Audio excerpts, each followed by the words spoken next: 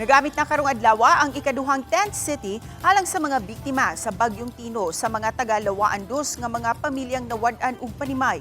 Ang detalye sa report ni Fem Dumabo.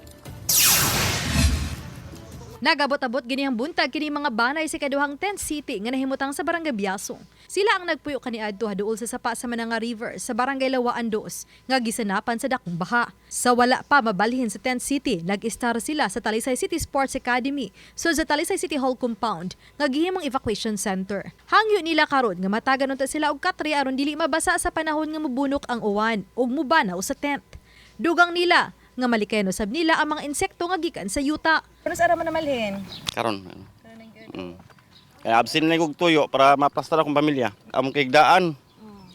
Gina na katong tarima kahoy ba magbuhat ba katang katre. Para di may makuan babasa maguwan. Kay mo yung gikadlukan. Lapok pa. Ano namin kinana ay hapin din na tarong.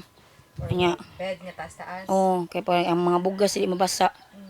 Kanya ang kaning tika ng trapa lang ba. Hangin ako dili maduga ang kurinti ba kana may bata gud kami bata diri.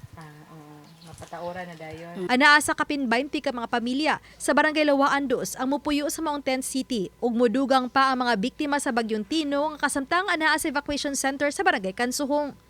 Ang mga sakop sa Action Agad Team ang nakapatukod na og kapin sa usa ka gatos ka mga tent. Anaa na ang mga pansayan ug kaliguanan. Way problema ang tubig kay naitulo ka mga puso sulod sa tent city. Gipapaspasa na usab ang palinya sa kuryente sa maong dapit. Diin patindugon usab ang mga modular houses. Ug gipaabot nga masugdan kini sa sunod semana.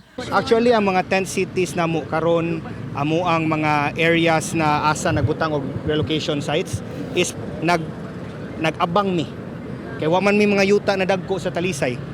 So kung makatabang lang unta ang national government na makanami yuta, all the way better. Mulungtad hangtod sa tulo ka buwan ng pag-istar sa maong tent city nga giabangan sa Talisay City LGU. Ang uban sa mga evacuees nga matud pa ni kuha sa relocation site sa Barangay Lawaan 3. Uban ni Godfrey Relien, Fem Dumabo. Balitang Bisdak.